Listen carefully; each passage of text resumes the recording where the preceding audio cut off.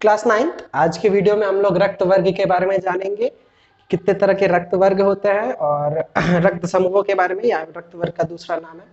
तो रक्त वर्ग या रक्त समूह क्या होता है उसको जानने से पहले हम लोग कुछ छोटे मोटे चीजों के बारे में जान लेते हैं जो कि जरूरी है। तो सबसे पहला चीज जो हम लोग जानेंगे वो है एग्लूटिनिन या एग्लूटिनोजन या एंटीजन या एंटीबॉडी। ये सारे जो शब्द हैं इन सब शब्द के मतलब हम लोग जानेंगे। तो सबसे पहला आता है आपका एंटीजन या फिर हम लोग जिसको बोलते हैं एग्लूटिनोजन। तो समझिए ये हमारा कोई भी एक कोशिका है, कोई भी कोशिका। इस कोशिका के ऊपर हम लोग क्या देखते हैं कि हर एक कोशिका के ऊपर कुछ मार्क होते हैं या फिर उसका एक पहचान होता है जिससे हम लोग पता कर सकते हैं कि वो कौन सा सेल है। तो जैसे कि यहाँ पे हम समझिए अलग अलग तरह का मार्किंग हम कर देते हैं। ये एक तरह का मार्किंग, इतना बड़ा मार्किंग नहीं होता है, बहुत छोटे माइक्रोस्कोपिक मार्किंग होते हैं। बस हम आप लोग को दिखाने के लिए यहाँ पे कुछ बड़े बड़े मार्किंग बना रहे हैं। तो अलग अलग तरह के मार्किंग हो सकते हैं, अलग अलग शेप के मार्किंग हो सकते हैं, उनका अलग अलग कैरेक्टरिस्टिक हो सकता है। ठीक है, बहुत तरह के अलग ऐसे मार्किंग्स होते हैं। तो इन मार्किंग्स को हम लोग, ये एक्चुअल में किससे बनते हैं, ये एक्चुअल में हमारे बनते हैं प्रोटीन से। तो इन प्रोटीन से जो ये मार्किंग बन रहे हैं, इन मार्किंग का काम क्या होता है कि इस मार्किंग को पहचान कर हमारा शरीर बता सकता है कि हमारा अपना रक्त है या हमारा अपना कोशिका है या हमारा अपना कोशिका नहीं है। इसमें से बाकी मार्जिन ये भी काम कर सकते हैं कि किसी और के साथ मिलके एक्टिव या पैसिव वर्क करें, और इनका बहुत सारा और भी काम होता है। ये ज्यादातर शरीर के कोशिका के ऊपर पाए जाते हैं और इन्हें हम लोग क्या बोलते हैं, एंटीजेंस बोलते हैं, या फिर हिंदी में हम लोग इनको बोलते हैं एग्लूटिनोजन। इंग्लिश में हम लोग इसको एक दूसरा नाम भी बोलते हैं, एग्लूटिनोजन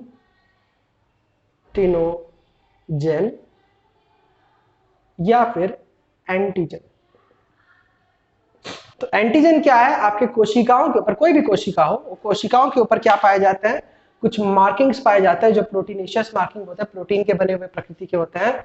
और इन मार्किंग का ये किसी के साथ मिलके अपना एक रिएक्शन चालू करा सकते हैं, रिएक्शन स्टॉप करा सकते हैं, या फिर उसके साथ कोई भी एक मार्किंग बता सकते हैं कि हाँ ये अपना है या पराया है, चेक करवा के सिंपली। अब एग्लूटिनोजन का जस्ट विपरीत एक भाई होता है जिसको हम लोग बोलते हैं एग्लूटिनिन। उसको समझने के लिए हम लोग थोड़ा सा क्लटर को क्लियर कर देते हैं, बहुत ज्यादा क्लटर हो गया है। तो समझिए हम लोग ज्यादा भी नहीं करते हैं, हम लोग समझिए ये कुछ हमारे पास एंटीजेंस है। अब इस एंटीजेंस में हम लोग क्या देखते हैं, अगर समझिए यहाँ पे हमारे पास एक दूसरा जोड़ी आ जाए कुछ ऐसा,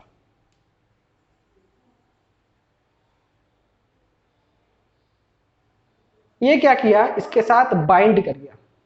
बाइंड करने से ये दो काम कर सकता है, या तो ये बाइंड करके इसको इनएक्टिव कर सकता है, बंद करवा सकता है, या फिर ये यहाँ पे बाइंड करके पता कर सकता है कि ये मेरा अपना सेल है या नहीं। अब ये जो एक्स्ट्रा बाइंडिंग पार्टिकल्स आते हैं ये रक्त के प्लाज्मा में हमेशा घूमते रहते हैं, ये फ्री रहते हैं। जहां के एंटीजन हमेशा कोशिकाओं से चिपके हुए रहते हैं, ये क्या होता है, ये फ्री रहते हैं, ये चेक करते हैं कि हाँ हमारा पार्ट है या नहीं, या फिर ये हमारे से कुछ लड़ाई झगड़ा कर रहा है कि नहीं। तो इन्हें हम लोग क्या कहते हैं, ये हमारा हुआ एग्लूटिनोजन, और ये जो दूसरा पार्ट है इसे हम लोग कहते हैं एग्लूटिनिन। क्या बोलते हैं, एग्लूटिनिन। तो एग्लूटिनिन या फिर दूसरा नाम है इनका एंटीबॉडी। दूसरा नाम क्या है, एंटीबॉडी। तो एंटीबॉडी या एग्लूटिनिन, ये दो चीज पाए जाते हैं एक कोशिका, एक रक्त के अंदर। एग्लूटिनिन क्या होता है, रक्त के प्लाज्मा में बहता रहता है। वहीं एंटीजन क्या होते हैं, ये ज्यादातर रक्त कोई भी कोशिका होते हैं। ये हम लोग अगर एग्जांपल ले तो ये हमारा आरबीसी है, आरबीसी के कोशिकाओं के ऊपर इस तरह से रहते हैं। तो सिंपल एग्लूटिनिन एंटीजन का एक सिंपल डिफिनेशन, कुछ ज्यादा हाईफाई नहीं है। अब अगर आते हैं हम लोग रक्त वर्ग में तो क्या होता है, देखिए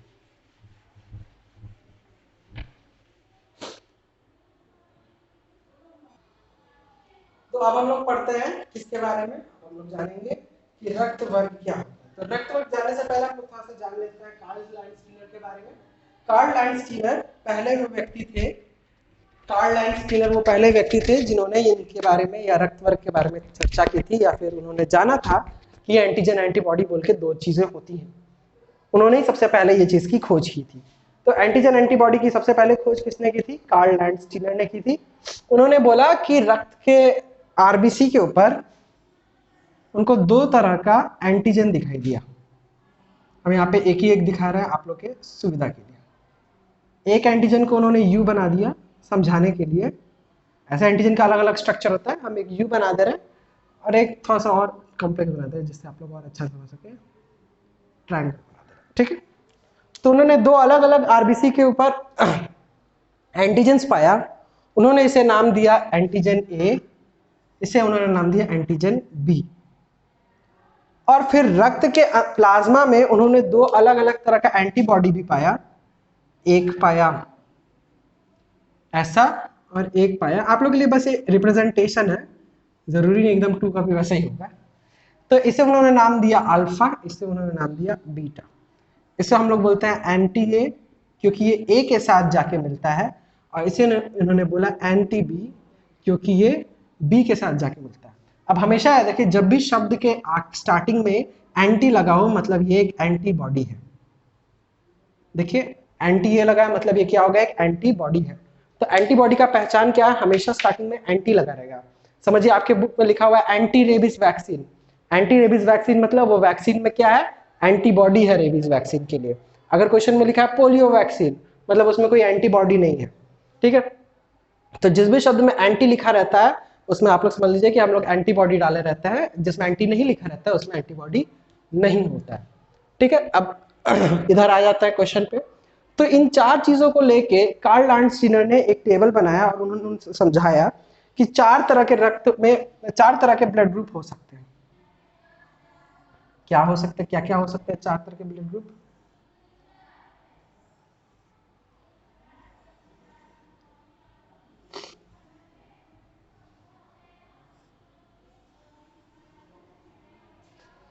चार तरह के उन्होंने ब्लड ग्रुप के बारे में बताया।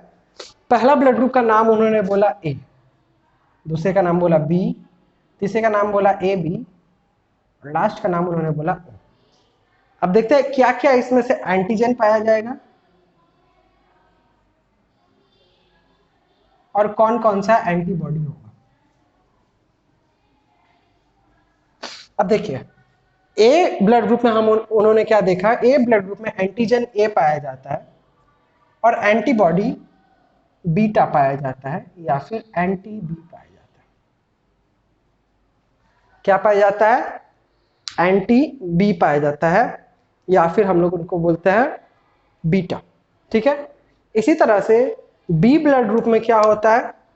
बी ब्लड ग्रुप में बी एंटीजन पाया जाता है और उसके अपोजिट में अल्फा या एंटी ए ब्लड ग्रुप पाया जाता है। A B blood sorry anti A blood group में यहाँ पे एंटी ए, ठीक ही था, सॉरी। अच्छा, अब इसके बाद आता है आपका, ये स्मॉल होता है हमेशा, A B blood group. A B blood group में दोनों एंटीजन पाया जाता है पर कोई एंटीबॉडी नहीं पाया जाता, और ओ ब्लड ग्रुप में कोई एंटीजन नहीं पाया जाता पर दोनों एंटीबॉडी पाई जाती है, ठीक है। चलिए इसी के बारे में और थोड़ा सा डिस्कस करते हैं। क्यों इसमें ए और इसमें बीटा पाया जाता है? ए और ए एक साथ क्यों नहीं पाया जाता? कारण यह है कि ए के साथ मिलके, यहां पे अगर समझिए ये लग गया तो क्या होगा? ए के साथ मिलके क्या हो जाएगा? ए एंटीजन एंटीबॉडी ए के साथ मिलके क्लंपिंग बना देगा, या फिर वो दोनों जुड़ जाएंगे जिसकी वजह से क्या होगा? ये बाकी आरबीसी के साथ जुड़ के हीमोलाइसिस कर सकता है या फिर क्लंपिंग कर सकता है। तो क्वेश्चन पूछा जाता है क्या होगा अगर एंटीजन ए को एंटीबॉडी ए के साथ मिला देंगे? तो एंटीजन ए को अगर एंटीबॉडी ए के साथ मिला देंगे तो धीरे धीरे सभी जो एंटीजेंस है वो एंटीबॉडी के साथ एंटीजन एंटीबॉडी इंटरेक्शन करेंगे। एंटीजन एंटीबॉडी इंटरेक्शन करने की वजह से वहां आरबीसी का क्लंपिंग हो जाएगा, जिसके वजह से हीमोलाइसिस हो जाएगा, ठीक है। तो इसी में आप लोग लिख लीजिएगा, जैसे जैसे शब्द बोले आप लोग उतार रहे होंगे तो उतार लीजिएगा। तो ये टेबल हमेशा आप लोग को याद रखना पड़ेगा। ए ब्लड ग्रुप में ए एंटीजन और बी एंटीबॉडी, मतलब anti B antibody. B blood group में बी एंटीजन और अल्फा एंटीबॉडी, या फिर उधर एंटी ए बोल सकते हैं। ए बी में ए और बी और कुछ भी नहीं, ओ में कुछ भी नहीं और ए और बी। अब यहां से आता है कौन किसको रक्तदान दे सकता है। रक्तदान के बारे में भी हम लोग जान लेते हैं। तो रक्तदान का कॉन्सेप्ट समझते हैं। रक्तदान के कॉन्सेप्ट में क्या होता है, हम लोग देखते हैं कि उनके पास कैसा एंटीजन है। ठीक है, उनके पास कैसा एंटीजन है। तो समझिए अगर हम बोल रहे हैं ओ, पहले ए का बात करते हैं। ए के पास एंटीजन ए है और अल्फा है एंटीबॉडी के नाम पे। तो अगर वो बी को देने जाएगा तो क्या होगा, बी के पास है बी एंटीजन और बीटा। प्रॉब्लम क्या होगा, जैसे ही इसको अपना ब्लड देगा तो अल्फा एंटीबॉडी क्या करेगा, बीटा एंटीजन पर जाके अटैक कर देगा, और बीटा एंटीबॉडी क्या करेगा, सॉरी हम गलत लिख दिया, अल्फा एंटीबॉडी जाके अल्फा ए एंटीजन को अटैक कर देगा और बीटा एंटीबॉडी जाके बी एंटीजन को अटैक कर देगा, जिसके वजह से क्या होगा, दोनों में क्लंपिंग हो जाएगा और वहां पे हीमोलाइसिस हो जाएगा, या फिर रक्त का हर जगह बहाव होने लगेगा, इंटरनल ब्लीडिंग जिसको बोलते हैं वो होने लग जाएगा और धीरे धीरे मर जाएगा। तो ए बी को अपना ब्लड नहीं दे सकता इसी कारण से, बट ए अपने ए को ब्लड दे सकता है क्योंकि ए के पास सेम चीज है। तो ए को ब्लड दे सकता है, बी को ब्लड दे सकता है, ए बी को ब्लड ग्रुप दे सकता है क्योंकि इसके पास ए और बी है, ओ को ब्लड दे सकता है क्योंकि इसके पास सिर्फ अल्फा और बीटा है। क्या ओ ए को ब्लड दे सकता है, क्योंकि देखिए इसके पास कोई एंटीजन नहीं होता है, तो ये इसके पास बहुत बड़ा एक बेनिफिट फैक्टर होता है। एंटीजन नहीं होने की वजह से ये किसी को भी अपना ब्लड दे सकता है। एंटीजन नहीं होने की वजह से ये अपना ब्लड ओ के साथ शेयर कर सकता है, ये अपना ब्लड ए बी के साथ शेयर कर सकता है, ये अपना ब्लड बी के साथ शेयर कर सकता है। क्योंकि इसके पास कोई एंटीजन नहीं है तो यहाँ पे आके इसके साथ कोई रिएक्ट करने वाला नहीं होगा। हमेशा याद रखिए, रिएक्ट करने वाला फैक्टर अगर नहीं होगा तो वो ब्लड दे सकता है। जैसे कि यहाँ पे जब आया, हाँ मानते हैं अल्फा जो हो सकता है वो ए के साथ रिएक्ट कर सकता है, बट क्योंकि ओ एंटीबॉडी हम लोग इस तरह से रखते हैं कि इसमें एंटीबॉडीज का जो वैल्यू होता है वो बहुत कम होता है, क्योंकि ये सीरम में होता है और एंटीजन क्या होता है आपके आरबीसी के ऊपर होता है। तो जब हम लोग ब्लड डोनेट करते हैं, ब्लड किसी को ट्रांसफ्यूज कराते हैं, तो उसके सीरम पार्टिकल्स को हम लोग पहले ही निकाल लेते हैं। तो सीरम से कुछ उतना झमेला होने का बात नहीं होता है। अगर सीरम होता भी है तो उसमें अल्फा और बीटा का वैल्यूज बहुत कम होते हैं, जिससे हीमोलाइसिस होने का चांसेस कम होता है। सेम यहाँ पे भी, क्योंकि यहाँ पे बी है तो बी एंटीबॉडी के साथ बी एंटीजन रिएक्ट कर सकता है, बट क्योंकि उनका वैल्यू कम होता है तो काम चल जाता है। ए बी के साथ भी सेम, बट अगर ए बी किसी को ब्लड देना चाहे, क्या ए बी किसी को ब्लड दे सकता है? नहीं दे सकता, क्योंकि इसके पास दोनों एंटीजन है। तो अगर कभी भी ये इसके पास चला जाएगा तो अल्फा एंटीबॉडी, जो कि बहुत ज्यादा हमारे शरीर में होगा, क्योंकि ये इसका शरीर है तो इसके शरीर में बहुत ज्यादा एंटीबॉडी होगा, ये सब जाके इसके ऊपर आक्रमण करेगा और धीरे धीरे इसको खत्म कर देगा। वहीं ए बी अगर इसके वो ब्लड दे, सेम चीज होगा। यहाँ बीटा के पास बहुत सारा ब्लड में एंटीबॉडी है, क्योंकि ये इसका शरीर का ब्लड है, शरीर का ब्लड में एंटीबॉडी ज्यादा होता है, वो जाके सारा इसको खा जाएगा, इसलिए इसको ब्लड दे नहीं सकता। बट क्या इससे ब्लड ले सकता है बी? क्या बी और ए, क्या ए बी को ब्लड दे सकता है? इसका बात करते हैं अगर, तो देखिए बी के पास क्या है, बी एंटीबॉडी है, एंटीजन है और अल्फा एंटीबॉडी है। अब क्योंकि ये ब्लड ले रहा है तो इसके शरीर में कोई एंटीबॉडी रिलीज ही नहीं हो रहा है। अगर कोई एंटीबॉडी इनके शरीर में रिलीज ही नहीं हो रहा है तो अगर बी एंटीजन आएगा तो उसको कोई मारने वाला नहीं होगा। सेम उसी तरह से अगर ए कोई ब्लड उसको ए बी को दे रहा है, तो क्योंकि ए के पास क्या है, अपने पास उसका ए एंटीजन है, पर ए बी के पास क्योंकि उसका अपना शरीर है और शरीर में कोई एंटीबॉडी का स्त्राव ही नहीं हो रहा है, तो क्या होगा, ए एंटीजन को मारने वाला कोई होगा नहीं। इसी कारण ए बी ओ सब इसको अपना ब्लड दे सकते हैं, और ओ क्या कर सकता है, ओ ए बी और ओ सब ए बी को ब्लड दे सकता है, और ए बी और ए बी इन सभी को ब्लड ओ दे सकता है। यही कारण है कि हम लोग ओ को बोलते हैं यूनिवर्सल डोनर। आप लोग वो वाला पार्ट शायद नहीं देख पा रहे होंगे क्योंकि वीडियो था पीछे हो गया होगा, अब शायद देख पा रहे होंगे। इसीलिए ओ को हम लोग बोलते हैं यूनिवर्सल डोनर, और ए बी को हम लोग बोलते हैं यूनिवर्सल एक्सेप्टर। हिंदी में अगर बोले तो इसको हम लोग बोलते हैं सर्वग्राही,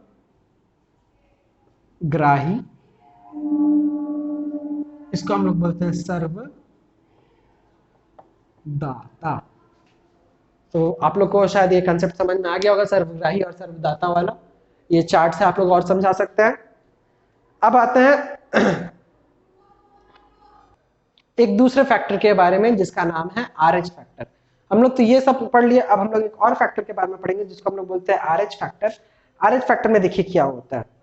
अगर समझिए हमारे पास आरबीसी के ऊपर वो 2 एंटीजन था, एक और एंटीजन को बाद में पता किया गया किसके द्वारा, कार्ल लैंडस्टीनर और वीनर द्वारा।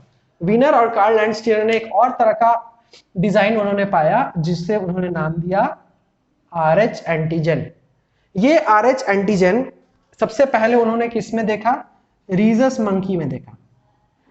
किसमें देखा, रीजस मंकी में।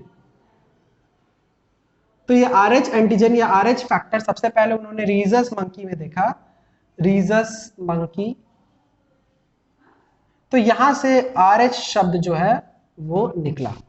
तो क्योंकि वो उन्होंने रीजस मंकी में देखा और फिर उन्होंने बोला कि रीजस मंकी में तो देखा जाए ह्यूमन में है कि नहीं, तो उन्होंने पाया कि हाँ ह्यूमन में भी ये फैक्टर पाया जाता है। अब जिस भी इंसान में या फिर जिस भी ह्यूमन में ये फैक्टर पाया जाएगा उसको हम लोग बोलेंगे RH पॉजिटिव। जिसमें पाया जाएगा उसको हम लोग क्या बोलेंगे, RH पॉजिटिव। जिसमें नहीं पाया गया उनको हम लोग बोलते हैं RH नेगेटिव। अब अगर हिंदुस्तान का बात करें या फिर लगभग अगर हमको हिंदुस्तान का ज्यादा पता है तो 95% जो पीपल हैं वो RH पॉजिटिव है और 5% पीपल जो है वो RH नेगेटिव है। तो RH नेगेटिव की जो मात्रा है वो बहुत कम है, RH पॉजिटिव की मात्रा बहुत अधिक है।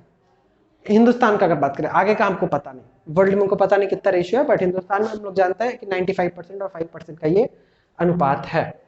अच्छा, इसी हिसाब से हम लोग पूरे रक्त वर्ग को फिर 2 हिसाब में बांट सकते हैं। हम लोग ए ब्लड ग्रुप को बोल सकते हैं A+, A-, बी को भी इसी तरह से बोल सकते हैं B+, B-, AB को भी बोल सकते हैं AB+, AB-, O को भी बोल सकते हैं O+, O-। इस तरह से जितना भी रक्त वर्ग है उसको फिर हम लोग 4 से 8 भाग में अब हम लोग डिवाइड कर दिए। सभी का प्लस प्लस को ही रक्त दे सकता है, सभी का माइनस माइनस को ही रक्त दे सकता है। तो अगर हम लोग यहाँ पे अगर कॉम्पैटिबिलिटी वाला बनाए फिर से चार्ट, तो याद रखिएगा, यहाँ पे बना दे थोड़ा सा, A+ जो है वो B+ के साथ AB+, O+, ऐसे ही होगा।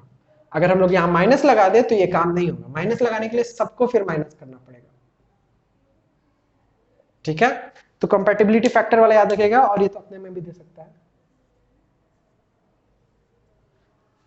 तो इस तरह से हमारा रक्त का काम होता है। अगर प्लस है तो प्लस के लिए होगा, माइनस है तो माइनस के लिए होगा। ठीक है, ये था हमारा RH फैक्टर। आज यहीं तक रखते हैं, ये हमारा रक्त वर्ग का। अच्छा, एक और चीज इंपॉर्टेंट है जो कि हम लोग जानते हैं, सब लोग बोलता है कि रक्तदान करने से क्या होता है। रक्तदान करने से क्या होता है, हमारे शरीर से 400 ml जो ब्लड है वो निकाल दिया जाता है। कितना ml ब्लड निकाल दिया जाता है, 400 ml ब्लड निकाल जाता है। अब हमारे शरीर में कितना ब्लड है पहले ये भी तो पता होना चाहिए। हमारे शरीर में 6 लीटर से करीब में ब्लड, करीबन 6 लीटर के करीब में ब्लड हमारे शरीर में दौड़ता रहता है। अब अगर 6 लीटर के करीब में हमारे शरीर में ब्लड दौड़ता रहता है तो हम लोग बोलेंगे कि 6 लीटर से अगर 400 ml ब्लड निकल जाए तो वो ज्यादा निकला तो नहीं। अब इतना ज्यादा नहीं निकला, इसकी वजह से हम लोग कोई ब्लड लॉस नहीं होता है या हम लोग कोई हानि या क्षति नहीं पहुंचती। हाँ, हल्की सी कमजोरी होती है जिसको आप लोग आराम से पोषक पदार्थ खा के दूर कर सकते हैं। इससे कुछ बहुत ज्यादा हार्मफुल एनर्जी या हार्मफुल प्रॉब्लम नहीं होती है। बट यही अवधारणा सबकी होती है, सब लोग क्या करता है सोचता है कि अरे बाप रे हमारे शरीर में रक्त की कमी हो जाएगी, हमें रोग हो जाएगा। तो ऐसा कुछ भी नहीं होता है, इसीलिए हमें रक्तदान हमेशा करते रहना चाहिए। रक्तदान करने से क्या होता है, आप अपना रक्त किसी और के यूज में भी ला सकते हैं और आपके शरीर का जो रक्त था वो एक दिन में लगभग 1 से 1.5 दिन के अंदर बन भी जाता है। तो उससे आपको भी बेनिफिट मिल गया। अगर समझिए आपको कभी और किसी को रक्त देना हो तो आप बोल सकते हैं कि हाँ यहाँ मेरा ब्लड बैंक में मैंने दिया है, आप यहाँ से ले सकते हो। तो आपको रक्त का जब भी जरूरत पड़े, आपको अगर खुद को जरूरत पड़े तो आप वहां से ले सकते हो, और या फिर आप किसी नीडी पर्सन को दे भी सकते हो। तो रक्तदान हमेशा करना चाहिए, बट उसके लिए कुछ कारण होता है। आपको 18 से ऊपर होना चाहिए, आप अंडरवेट नहीं होने चाहिए और आपको कोई रोग नहीं होना चाहिए, स्पेशली डायबिटीज। ठीक है, नेक्स्ट दिन हम लोग पढ़ेंगे रक्त जमने के बारे में। आज यहीं तक रखते हैं।